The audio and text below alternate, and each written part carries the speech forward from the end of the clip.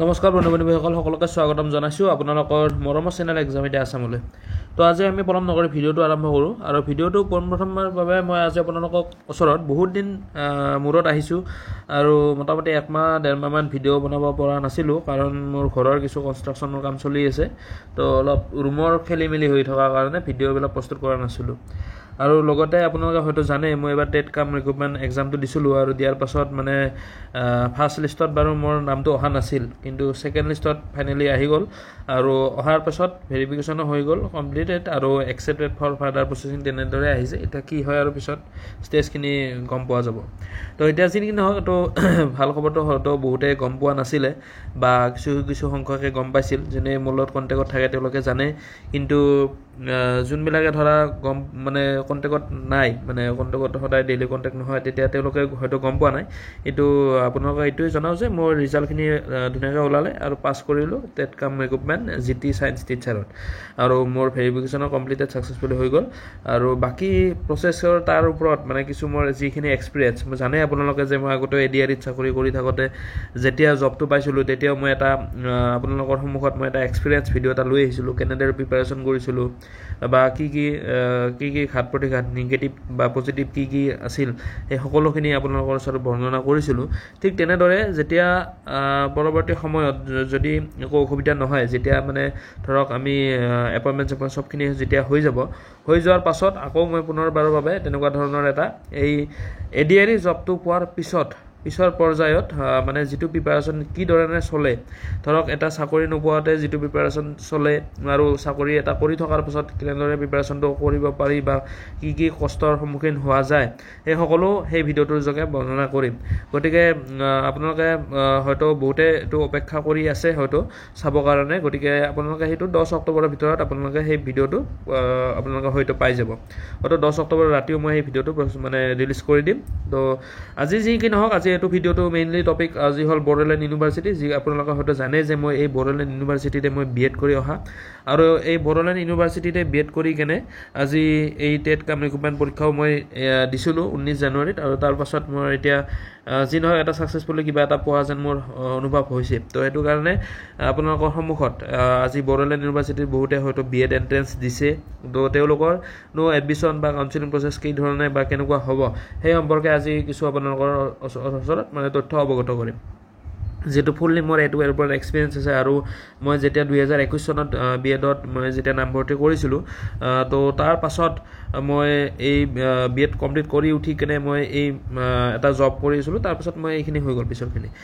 টেটৰ বিষয়টো। গতিকে BEd এণ্ট্ৰেঞ্চৰ ওপৰত প্ৰত্যেকবাৰে যেতিয়া BEd এণ্ট্ৰেঞ্চ পাতে, প্ৰত্যেক বছৰে যেতিয়া BEd এণ্ট্ৰেঞ্চ পাতে, মই পোৱাৰ পিছৰ পৰা 21ৰ পিছৰ পৰা 22, 23, 24 তেনেদৰে মই প্ৰত্যেকবাৰে মই ধুনীয়াকৈ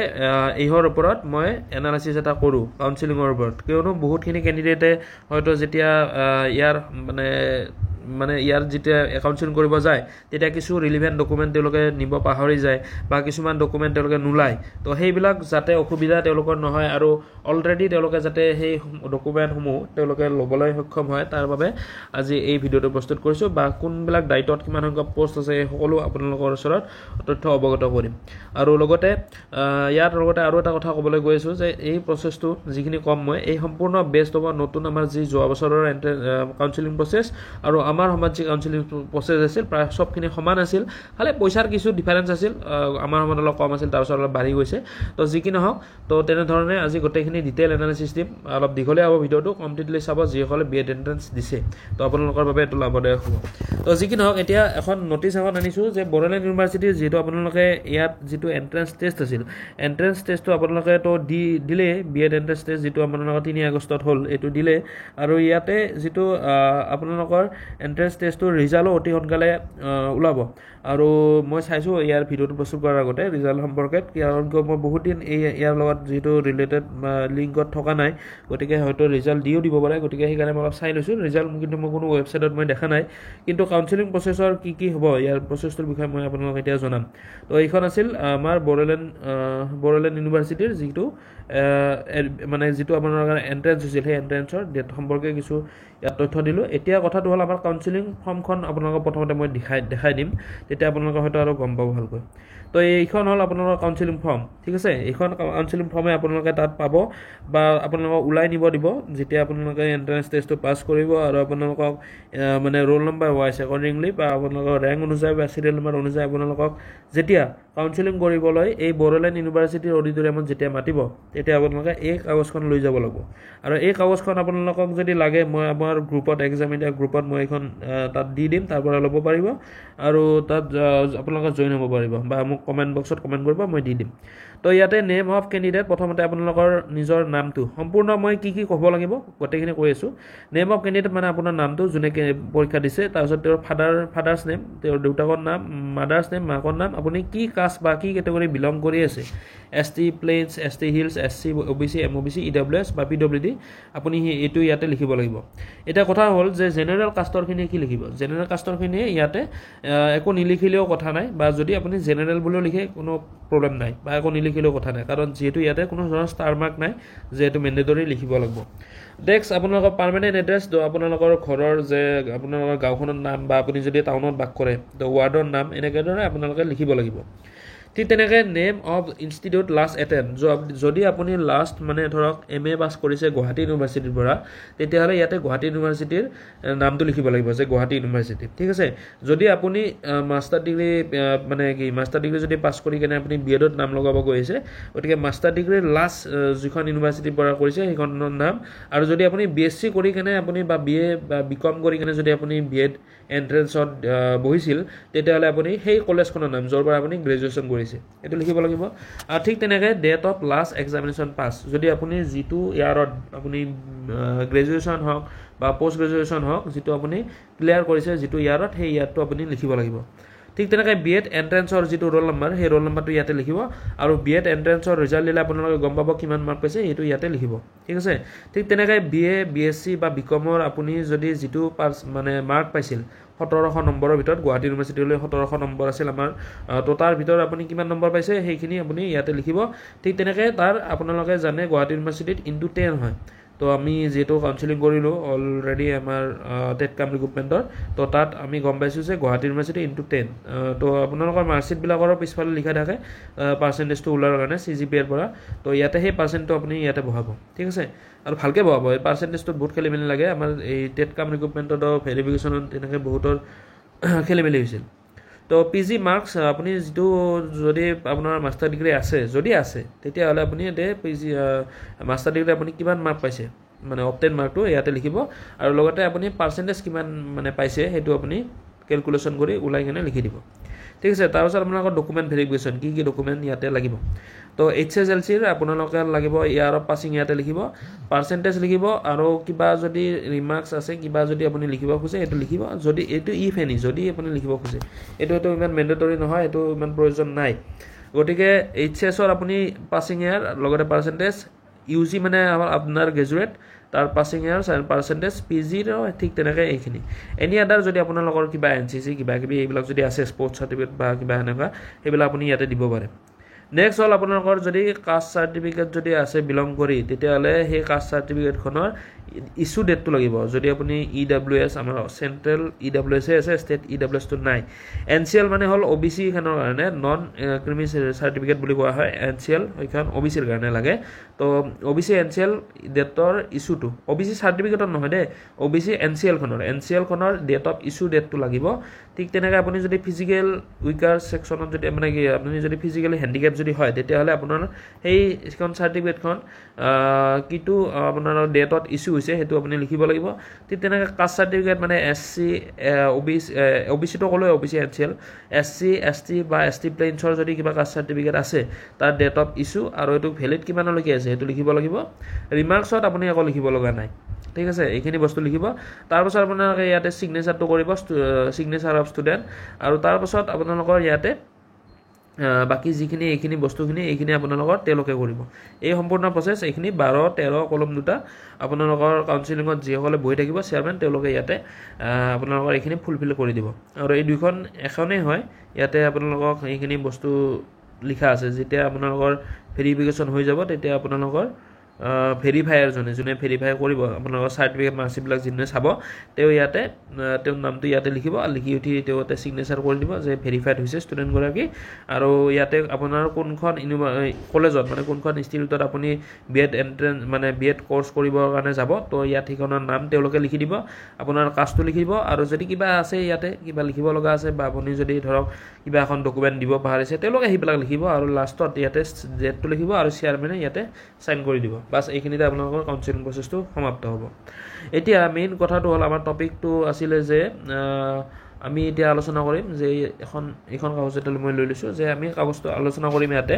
যে কাউন্সিলিং প্ৰচেছটো কেনেকুৱা হ'ব কাউন্সিলিং প্ৰচেছটো কেনেকুৱা হ'ব তো ইয়াতে কি হ'ব আমাৰ যে কাউন্সিলিং প্ৰচেছটোৰ ওপৰত কিছু আভাস আপোনালোকক জনাম তো প্ৰথম কথা হ'ল আমাৰ যে ইয়াতে বিএড কলেজসমূহ যে আছে বিএড কলেজসমূহ বিএড মানে যিসমূহ কলেজ আছে ডাইটে হওক বা affiliated Bodoland university B Ed college হওক তো টোটেল আমাৰ আছে 7খন ঠিক আছে 7খন আছে টোটেল আমাৰ বিএড মানে এফিলিয়েটেড কলেজ মানে বড়োলেণ্ড ইউনিভাৰ্চিটি 7খন আৰু এখন আছে 8খন Shriram institute of teacher education বুলি সেইখন আমাৰ পাঠশালা বজালিতে আছে কিন্তু সেইখনৰ মানে বনোৱা কনষ্ট্ৰাকশ্যন বনোৱা হৈ গৈছে অলৰেডি কিন্তু তেওঁলোকৰ ক্লাছেছ বা তেওঁলোকৰ এই এডমিশ্যনবিলাক এতিয়ালৈকে মই জনাত আৰম্ভ হোৱা নাই গতিকে 7খনে আমি ধৰিব পাৰোঁ তো 7খনৰ আমাৰ যদি আমি চাওঁ যে মৰিগাঁও যিখন ডাইট আছে য'ত মই বিএড কৰি অহা তো মৰিগাঁও ডাইটত আপোনালোকৰ টোটেল চিট আছে 100 ঠিক আছে ঠিক তেনেকৈ আমি যদি চাবলৈ যাওঁ নেক্সট আমাৰ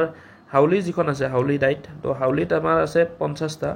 ঠিক তেনেকৈ নলবাৰীত এখন আছে নলবাৰী কৰিয়া বুলি কয় তাতে আপোনালোকৰ 50টা আছে ঠিক তেনেকৈ বঙাইগাঁৱত আছে বঙাইগাঁৱতো আছে আপোনালোকৰ ডাইটত 50টা চিট ঠিক তেনেকৈ ৰেইমেলি বুলি বিজনীত এখন আছে ঠিক আছে বিজনীত এখন বিএড কলেজ আছে য'ত আপোনালোকৰ 100 চিট আছে ঠিক তেনেকৈ গোসাইগাঁও বিএড কলেজ আছে গোসাইগাঁও এইখনো প্ৰাইভেট হয় তাতেও 100 চিট আছে আৰু ঠিক তেনেকৈ আমাৰ কোকৰাঝাৰত যিখন বিএড কলেজ আছে তাতেও আপোনালোকৰ 100টা চিট আছে তো হ'লেও মই এইখিনি বস্তু এবাৰ আপোনালোকক চাই কিনে আৰু শুদ্ধভাৱে কৈ দিছোঁ মানে কনফিউজটো লগাতকৈ চাই দিলে বেছি ভাল হয় কোকৰাঝাৰতো আমাৰ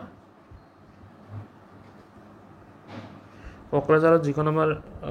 কলেজ আছে কোকৰাঝাৰতো আমাৰ তেনেকুৱা ধৰণৰ 100 চিটে আছে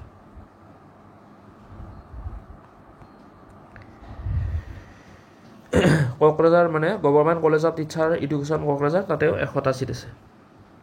ঠিক আছে তো ইয়াতে বিজনীত হ'ল ৰেইমেলি এইখন ৰেইমেলিত 100 চিট আছে এইখন হ'ল প্ৰাইভেট কালাৰ মই চেঞ্জ কৰি দিছোঁ ঠিক তেনেকৈ গোসাইগাঁও বিএড কলেজ হ'ল প্ৰাইভেট বাকী এই 5খন বিএড কলেজ মৰিগাঁও নলবাৰী বঙাইগাঁও তাৰপিছত হাউলি আৰু কোকৰাঝাৰ এই আপোনালোকৰ 5খন বিএড কলেজেই হ'ল আপোনালোকৰ চৰকাৰী B Ed college government B Ed college তো ইয়াতে আপোনালোকৰ খৰচটো অলপ কম হয় বাকী গোসাইগাঁও আৰু বিজনীত ইয়াত মানে প্ৰত্যেক বছৰে তেওঁলোকৰ প্ৰাইচটো অলপমান বাঢ়ি থাকে কমি নাথাকে কেতিয়াও প্ৰাইভেটবিলাকত বাঢ়িয়ে থাকে গতিকে চবতে প্ৰাইভেট চৰকাৰী বোলে কথা নাই যিমানে দিন গৈ থাকে মানে কৰ্চেছ ফিজবিলাক বাঢ়ি থাকে গতিকে বিজনী আৰু গোসাইগাঁৱত আপোনালোকৰ অলপ যিখিনি ধৰক অলপ কম মাৰ্ক পায় বা ৰেংক কম থাকে তেওঁলোকে বিজনী বা গোসাইগাঁৱতে ল'ব লাগিব বাকীখিনি যিখিনি টপাৰ্ছ থাকে তেওঁলোকে বা যিখিনি ভাল নম্বৰ স্ক'ৰ কৰে তেওঁলোকে ইয়াতে চিট পাই যাব তো এতিয়া ডিপেণ্ড কৰিব আপোনালোকৰ ৰিজাল্টৰ পাছত আমি গম পাম যে কিমানলৈকে এই 5খন মানে চৰকাৰী কলেজত মানে তেওঁলোকে চিট ল'ব পাৰিব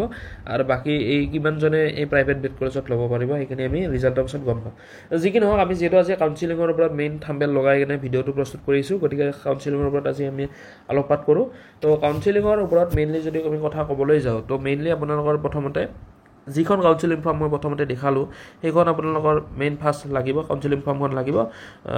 কাউন্সিলিং ফৰ্ম CF বুলি দিছোঁ ঠিক তেনেকৈ আপোনালোকৰ HSLC তো আপোনালোকৰ যদি UG হওক UG যদি আছে মানে আণ্ডাৰ গ্ৰেজুৱেট বা আপুনি যদি PG কৰিছে বা মাষ্টাৰ ডিগ্ৰী কৰিছে তেতিয়ালৈকে আপুনি তাৰ ইমানলৈকে আপোনালোকে এডমিট কাৰ্ড ঠিক আছে এডমিট কাৰ্ড আপোনালোকৰ HSLC কাৰণে হ'লে হ'ব মানে তাত আপোনালোকৰ ডেট অফ বাৰ্থটো লিখা থাকে তো কিন্তু বাকীবিলাকো আপোনালোকে যদি পাৰে আছে যদি আপোনালোকৰ বাকীবিলাকৰ লৈ যাব কাৰণ মানে ক'ব নোৱাৰি ঠিক তেনেকৈ অল মাৰ্কশ্বিট মানে আপোনালোকৰ যিখিনি BA মানে আণ্ডাৰ গ্ৰেজুৱেট মানে ডিগ্ৰী লেভেলত আপোনালোকৰ আণ্ডাৰ গ্ৰেজুৱেশ্যন সময়ত আপোনালোকৰ যি এটা ছেমিষ্টাৰৰ 6খন মাৰ্কশ্বিট আৰু ইনক্লুডিং আপোনালোকৰ ৰিপিট মাৰ্কশ্বিট বা বেক লগা মাৰ্কশ্বিট সবখিনি মাৰ্কশ্বিট আপোনালোকে ইয়াতে লৈ যাব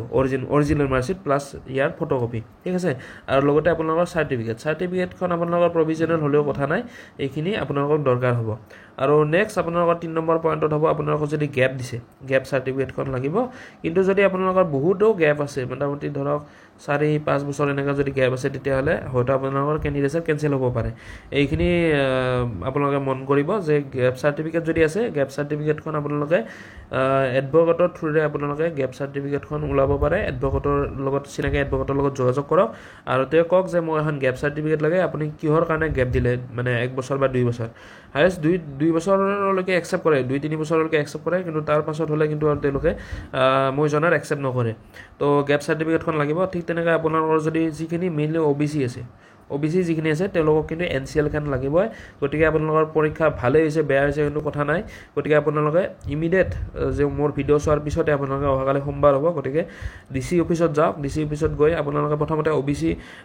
যিখন আপোনালোকৰ ফৰ্ম আছে OBC য'ত কমিটি আছে তাত গৈ NCLৰ কাৰণে কথাটো কওক তাৰপাছত চাৰ্কল অফিচ গৈ কেনে আপুনি NCL বা অনলাইনে NCL এপ্লাই কৰিব পাৰে আৰু তাৰপাছত DC অফিচ যাব DC অফিচত সেইখন ভেৰিফাই কৰিব চাব তাৰপাছত আপোনালোকে সেইখন মোটামুটি আপোনাৰ 10-15 দিন বা 5 দিনৰ ভিতৰত আপোনালোকে পাই যাব এসপ্তাহৰ ভিতৰত আপুনি NCLখন পাই যাব আপোনালোকৰ কিন্তু ৰিজাল্ট দিয়াৰ পিছতে বেছি দিন সময় নিদিয়ে ৰিজাল্ট দিয়াৰ পিছত হয়তো 3-4 দিন সময় দিব কাৰণ আপোনালোকক চাব যে যেতিয়া আপোনালোকৰ ৰিজাল্ট দিব তেতিয়া ৰিজাল্ট দিয়াৰ ঠিক পিছতে আপোনালোকৰ 2-3 দিন বা 4 দিন পিছতে আপোনালোকৰ এই নটিছবিলাক আহিব কাউন্সেলিঙৰ কথা আহিব গতিকে আপোনালোকৰ সময় নহ'ব কাৰণ সেই সময়ত বহুতে NCLখন ওলাব যাব যোনে ধৰা মোৰ ভিডিঅ' নাচায় বা মোৰ ভিডিঅ' চোৱা নাই বা গম পোৱা নাই কোনো ধৰণৰ কথা তেওঁলোকেতো NCLখন এতিয়া নোলাব তো তেওঁলোকে ৰিজাল্ট দিয়াৰ পাছত ওলাব তো তেনেকৈ অফিচবিলাকত মোটামুটি বহুতখিনি কেণ্ডিডেটৰ ভিৰ লাগিব আৰু ভিৰ লাগিলে অট'মেটিকেলি বস্তুখিনি লাহে লাহে প্ৰচেছটো শ্ল' হৈ যাব কাৰণ জাম হৈ গ'লে কেনেকৈ সেইখিনি বস্তু হেক কৰিব এজনৰ চাই কেনেহে তাৰপাছত ভেৰিফাই কৰিহে দিব গতিকে এতিয়াৰ পৰাই আপোনালোকে কৰি থৈ দিয়ক যে আমাৰ NCLখন লাগে NCLখন ওলাব লাগে ঠিক আছে তো এইকেইটা 4টা মই মেইনলি টপিক মই ক'লোঁ আৰু লগতে 5 নম্বৰত আপোনালোকৰ যিখিনি ধৰক আৰু কি আছিলে গেপ চাৰ্টিফিকেট হ'ল NCL হ'ল তাৰপিছত আপোনালোকৰ কাউন্সেলিং ফৰ্মখনটো নিলে HSLC টু UG বা PG লৈকে আপুনি সেইখিনি নিলে আৰু লগতে আপোনালোকৰ এই BEd এন্ট্ৰেন্সৰ যিটো আপুনি এপ্লাই কৰোঁতে এপ্লিকেশ্যন ফৰ্মখন AF লিখি দিছোঁ এপ্লিকেশ্যন ফৰ্মখন লাগিব পেমেণ্ট ৰিচিপ্ট PR বুলি দিছোঁ পেমেণ্ট ৰিচিপ্ট আপোনালোকে নিব লাগিব ঠিক তেনেকৈ এন্ট্ৰেন্স এডমিট ঠিক আছে EA বুলি লিখি দিছোঁ এন্ট্ৰেন্স এডমিট আৰু লগতে আপোনালোকৰ যিটো ৰিজাল্ট যিখন আপোনাৰ ৰিজাল্ট শ্বীট আছে ৰিজাল্ট শ্বীটৰ আপোনাৰ নাম থকাটো RS বুলি দিছোঁ ৰিজাল্ট শ্বীট তো ইয়াতে আপোনাৰ নাম যিটো আছে সেইখন পেজ আপোনালোকে প্ৰিণ্ট আউট কৰি লৈ কেনে গুচি যাব প্ৰথম BEd এন্ট্ৰেন্সৰ আপোনালোকৰ এপ্লিকেশ্যন ফৰ্ম তাৰপিছত আপোনালোকৰ PR মানে হ'ল আপোনালোকৰ যিটো পেমেণ্ট ৰিচিপ্ট মানে আপোনালোকৰ ইমেইলত হয়তো আহি গৈছিল পেমেণ্ট ৰিচিপ্ট সেই পেমেণ্ট ৰিচিপ্টখন আপোনাৰ স্ক্ৰীনশ্বট মাৰি প্ৰিণ্ট আউট কৰি লৈ যাব ঠিক তেনেকৈ আপোনালোকৰ যিটো ইয়াতে আপোনালোকৰ আৰু এন্ট্ৰেন্সৰ যিখন এডমিট কাৰ্ড এন্ট্ৰেন্স টেষ্টৰ এডমিট কাৰ্ডখন লাগিব ঠিক তেনেকৈ আপোনালোকৰ ৰিজাল্ট শ্বীটৰ যিটো আপোনালোকৰ নাম য'ত আছে তো সেই নাম থকা সেইখন মানে পেজটো সেই পেজটো আপোনালোকে প্ৰিণ্ট আউট কৰি ওলাই লৈ যাব ঠিক আছে এইখিনি বস্তু আপোনালোকৰ বহুত বেছি গুৰুত্বপূৰ্ণ হ'ব আৰু লগতে আপোনালোকৰ গেপ চাৰ্টিফিকেট ক'লোৱে NCL ক'লোৱে এই দুটাই মেইন বস্তু হয় ইয়াৰ মানে ওলোৱাৰ কাৰণে এইখিনি বস্তু লৈ যাব আৰু ইয়াৰ পাছত আপোনালোকক কৈ আছোঁ মই সম্পূৰ্ণ আৰু নেক্সট টপিকটো যিটো টপিকত আপোনালোকৰ ইম্পৰ্টেণ্ট হ'ব যিটো বস্তু আপোনালোক বহুতে হয়তো গম পোৱা নাই এতিয়ালৈকে যে কাউন্সেলিং যেতিয়া যাম তাৰপিছত কি হ'ব প্ৰচেছটোখিনি তো কাউন্সেলিঙৰ কাৰণে হয়তো আপোনালোকক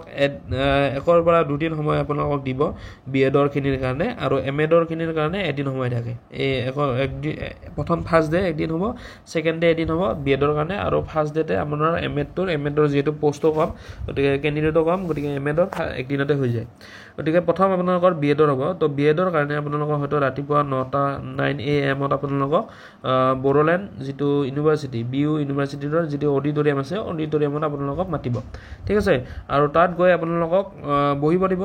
তাত আপোনালোকে বহিব লাগিব য'ত মানে অডিটৰিয়ামত আপোনালোকে ইয়াতে চকীবিলাক থাকিব তো আপোনাৰ কেণ্ডিডেটবিলাক বহিব আপোনালোকৰ লিষ্টত আহিব যে আপোনালোকক কিমান ৰোল নম্বৰ পৰা কিমান ৰোললৈকে মাতে তো আপোনালোকে ইয়াতে কেণ্ডিডেটখিনি বহিলে ইয়াতে যিটো ষ্টেজ আছে এই ষ্টেজত আপোনালোকৰ অল BEd কলেজৰ প্ৰিন্সিপালসকল ইয়াতে বহি থাকে 7খন BEd কলেজৰ প্ৰিন্সিপালসকল ইয়াতে বহি থাকিব তো ইয়াতে ধৰক ডাইট হাউলি, ডাইট নলবাৰী, মৰিগাঁও, তাৰপিছত বঙাইগাঁও, তাৰপিছত ৰেমেলি, তাৰপিছত আপোনালোকৰ গোসাইগাঁও আৰু কোকৰাঝাৰ, তেনেকৈ আপোনালোকে ইয়াতে 7জন প্ৰিন্সিপাল বহি থাকিব। আৰু ঠিক তেনেকৈ ইয়াতে এই তলফালে আপোনালোকৰ ইয়াতে যিখিনি কাউন্সিলিঙৰ যিখিনি তেওঁলোকে এছিষ্টেণ্ট বা কাউন্সিলিং যিখিনি কৰে তেওঁলোকে ইয়াতে বহি থাকিব। আৰু ইয়াতে ধুনীয়াকৈ এটা বাল্টিং মানে এটা সৰু বাকেট টাইপৰ এটা থাকে, য'ত আপোনালোকে কাউন্সিলিং ফৰ্মখন বা আপোনালোকৰ যিখিনি জেৰক্স কপি ইয়াতে তেওঁলোকে ভেৰিফাই কৰিব। তেওঁলোকে যিখিনি এছিষ্টেণ্টসকল থাকে তেওঁলোকে চাব, ইয়াতে নাম মাতিব আপোনালোকক। মাতি থকাৰ পিছত আপোনালোকে ইয়াতে ষ্টেজত কোনোবা এজনে মাতি থাকিব। তো আপোনালোকক মাতাৰ লগে লগে আপুনি আহিব লাগিব লাইন পাতি সৰিয়াদিকে। আৰু অহাৰ পাছত ইয়াতে আপোনালোকৰ তেওঁলোকে ভেৰিফাই কৰিব। কৰাৰ পাছত সেই যিখিনি কাগজখিনি ইয়াতে এটা মানে এটা হেৰিত থ'ব দিয়ে। ইয়াতে আপোনালোকে এটা মানে আমাক তেনেকৈ দিছিল, এটা মানে স্পেচ এটা দি দিয়ে। তো তাত সেইখিনি বস্তু থ'ব দিয়াৰ পাছত আপোনালোকক এই ষ্টেজত আপোনালোকে উঠিব লাগিব। উঠি কেনে ইয়াতে আপুনি নিজৰ নাম, আপুনি ক'ৰ পৰা আহিছে, আপুনি লাষ্ট কি পাছ কৰিছে আৰু আপোনাৰ এণ্ট্ৰেন্স চিৰিয়েল নাম্বাৰ বা আপোনাৰ কিমান আছে সেইটো বস্তু আপুনি ইয়াতে ক'ব লাগিব। কিন্তু আপুনি বেছি দীঘলীয়াকৈ ক'ব নাযাব, যে ভাবিব যে এনে ধেমালি হিচাপত ক'লোঁ যে ফাৰ্ষ্ট টাইম মই ষ্টেজৰ ওপৰত ইমান 7জন প্ৰিন্সিপালৰ আগত মই এনেকৈ ভাষণ দিম, অমুক তমুক, অলপ ভালকৈ দীঘলকৈ অলপ মানে কথাখিনি মোৰ চিনাকিটো দিম, পৰিচয়টো দিম, সেইটো নহয়। যিমানে আপুনি দীঘলীয়া কৰিব সিমানে আপোনাৰ লছ আছে। কাৰণ আপুনি ইয়াতে ষ্টেজত যেতিয়া যাব, আপুনি কোৱাৰ যিমানে কৈ থাকিব সিমানে ইফালে আৰু কেণ্ডিডেট সোনকালে ছিটবিলাক শেষে হৈ যাব। গতিকে শ্বৰ্টকাট কৰি কেনে গৈ আপুনি ইয়াতে ছিটটো লোৱাৰ কাৰণে মাথা মাৰিব। ঠিক আছে। তো ইয়াৰ পৰা আহি ইয়াতে চিনাকি পৰ্ব হোৱাৰ পাছত নেক্সট ষ্টেপ আপুনি ইয়াতে কলেজ প্ৰিন্সিপালবিলাক থাকিব। তেওঁলোকে ক'ব যে আমাৰ কলেজত ইমানটা জেনেৰেল পষ্ট খালী, ইমানটা EWS খালী, আৰু ইয়াতে এনাউন্স কৰিও থাকিব। তো আপুনি যোনখনত বিচাৰে সেইখনত আপুনি ক'ব লাগিব যে মই মৰিগাঁও ডাইটত যাম, বা নলবাৰী ডাইট যাম, বা হাউলি বা গোসাইগাঁও, এনেকৈ য'তে যায়। তো সেইখিনি আপুনি ইয়াতে কোৱাৰ পাছত আপোনাক তাতে তেওঁলোকৰ কাগজ থাকে, তাত আপোনাৰ নাম চাম সম্পূৰ্ণ লিখি দিব। আৰু লিখাৰ পাছত চাইন টাইন কৰাৰ পাছত আপোনালোকৰ এই অডিটৰিয়াম হলটোৰ পৰা গৈ ইফালে আৰু এটা বিল্ডিং এটা আছে হা, এই বিল্ডিংটোত গৈ আপোনালোকৰ ইয়াতে ওপৰত তালাত চব কলেজ কেইখন 7খন কলেজৰ মানে যিখিনি তেওঁলোকে UDA বা LDA তেনেকুৱা লেভেলৰ যিখিনি মানুহ আছে 7খন কলেজৰ, তেওঁলোক ইয়াতে বহি থাকিব। ঠিক আছে। তো ইয়াতে আপুনি অহাৰ লগে লগে ক'ব যে আপুনি টেবুল নাম্বাৰ মানে কোনখনত পৰিছে এইটো ক'ব। যে আপোনাৰ যদি মৰিগাঁৱত পৰিছে তো মৰিগাঁৱৰ টেবুলত যাব লাগিব, গৈ আপুনি তাত কিবা এটা ফিজ এটা দিব লাগিব। কাউন্সিলিং যোনদিনা ইয়াতে আপুনি কাউন্সিলিং যে কৰিব, ইয়াতে মই ক'ব পাৰিছোঁ 1000 টকা এটা পে'মেণ্ট আপুনি দিব লাগিব কাউন্সিলিং কৰাৰ কাৰণে। আপুনি ছিট পায় নাপায় পিছৰ কথা। যদি আপুনি ছিট নাপায়ও সেই 1000 টকাটো গ'ল এনে, আৰু ছিট পালেতো ভালে কথা। 1000 টকা মুঠতে আপুনি কাউন্সিলিং যে কৰিব গৈছে তাৰ বাবে আপুনি 1000 টকা ইয়াতে পে'মেণ্ট কৰিবই লাগিব। ঠিক আছে। আৰু এইখিনি কমপ্লিট হৈ যোৱাৰ পাছত যেতিয়া আপুনি ইয়াতে টেবুলবিলাকত যাব, তো যোৱাৰ পাছত আপুনি আমাৰ সময়ত 5000 টকা এটা লৈছিল, প্ৰথম মানে ফাৰ্ষ্ট এডমিশ্যন ইয়াতে 5000 টকা এটা লৈছিল। লৈ কেনে আপোনালোকক মানে কৈ দিব যে আপোনালোকৰ ডাইটবিলাকে বা কলেজবিলাকে কোন তাৰিখে তেওঁলোকৰ কলেজত মাতে, বা আপোনাৰ ফোন নম্বৰ, হোৱাটছআপ নম্বৰ চবখিনি ৰাখি থৈ দিব। তাৰপাছত এইখিনি প্ৰচেছ হৈ যোৱাৰ পাছত আপোনালোকক নেক্সট ষ্টেজটো আহিব। আপোনালোকৰ হয়তো আৰু 10 দিন বা 15 দিন পিছত আপোনালোকৰ নিজৰ ৰেচপেক্টিভ কলেজ, যিখন কলেজত আপুনি এডমিশ্যন লৈছে তাত মাতিব। আৰু তাত মতাৰ পাছত আপোনালোকৰ যিটো ৰুম, সেই ৰুমত আপোনালোকে ইয়াতে বহি থাকিব। ঠিক তেনেকৈ ইয়াতে টিচাৰ্ছসকল বহি থাকিব, প্ৰিন্সিপাল থাকিব। আৰু ইয়াতে এজনকৈ ধুনীয়াকৈ আপোনালোকক দলিল এখন দিব 10 টকীয়া। আপুনি সেইখন দলিলখন আপোনালোকে নিজে লৈ যাব লাগিব, দলিল পেপাৰ এখন। তো দলিল পেপাৰখনত আপোনালোকে ইয়াতে তেওঁলোকে বৰ্ডত মানে কলেজবিলাকৰ মানে হয়তো কোনোবা এজনে লিখি দিব, যে টিচিং ফেকাল্টিবিলাকে এজন লিখি দিব যে আমি এটা থাকে এটা যে এইটো মানে আমাৰ কি বুলি ক'ম, সেইটো মানে শপতনামা টাইপৰে, যে সেইটো যিখিনি ৰুলছ ৰেগুলেশ্যন থাকে সেইটো আমি মানে দলিলত লিখি দিব লাগিব। লিখি উঠি চাইন মাৰি সেইখন কলেজৰ তাতে এজন থাকিব, তেওঁলোকৰ হাতত সেইখন অৰ্পণ কৰিব লাগিব। ঠিক তেনেকৈ আপোনালোকৰ ইউনিফৰ্মৰ কালাৰ হওক বা আপোনালোকৰ কি থাকে সেই সম্পূৰ্ণ বাকীখিনি কৈ দিব। তাৰপিছত আপোনালোকৰ ক্লাছেছবিলাক আৰম্ভ হ'ব।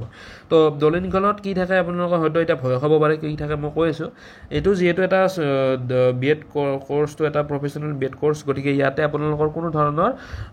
এই কৰ্চটো কৰি থকাৰ সময়ত আৰু এটা বেলেগ